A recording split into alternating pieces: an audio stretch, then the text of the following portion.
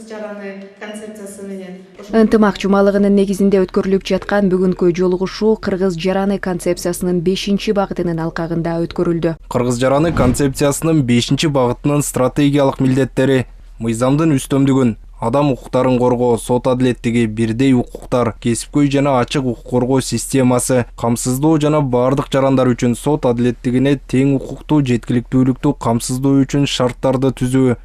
Кыргыз жаран деп өзүн таанууну өнүктүрүү боюнча мамлекеттик жана жергиликтүү башкаруунун башкаруучулук потенциалын жогорулатуу, жарандык коомду тартуу менен концепцияны жүзөгө ашырууга мониторинг жүргүзүү жана отчеттуулук системасын киргизүү. Бул багыт боюнча ишке ашырылып жаткан практиканы ачык талкуулоо менен кошо жарандар менен бийлик ортосундагы ишенимди жогорулатуу максатында бүгүнкү жолугушуу болуп өттү. Ток-шоуда мамлекеттик органдар, анын ичинен министрликтер менен жарандардын ортосундагы ишенимди жогорулатууда артыкчылыктуу жыйынтык көрсөткөн жана бул багытта аксаган органдар, аларды чечүүгө багытталган чаралар талкууланды. Концепцияны ишке ашыруу боюнча Маданият, маалымат, спорт жана жаштар саясаты министрлиги негизги координатор. Мындан башка министрлик өкүлдөрү да кыргыз жаранын эффективдүү ишке ашырып жаткандыгы негизги артыкчылык деп белгилешти жолугушууда. Ал эми көйгөй катары жергиликтүү бийликтерге концепциянын жеткиликтүү болбой жаткандыгы белгиленди. Бул жалпы элге жетпей жатат ушу кыргыз жараны боюнча түшүнүк.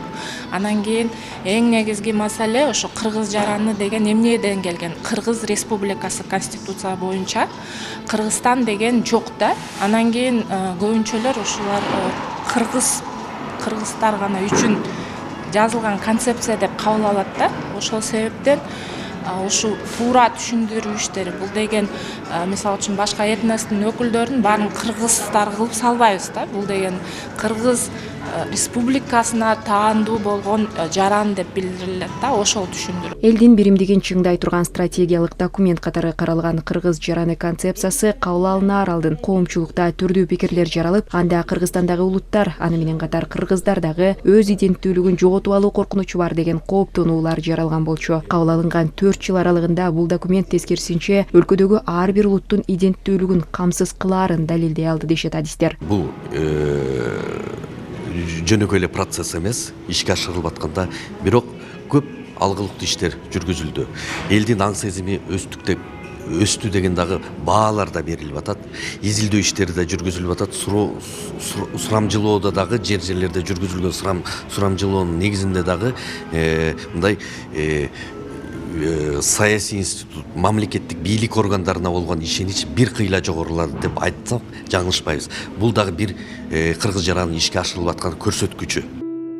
Эске салсак, ынтымак жумалыгы 21-сентябрь бүткүл дүйнөлүк тынчтык күнүнө арналган ири иш-чаралар топтому. Ал 12-сентябрдан 20-сентябрга чейин уланып, тынчтыкты курууга салым кошуп жаткан жарандык коомдун өкүлдөрүн бириктирет.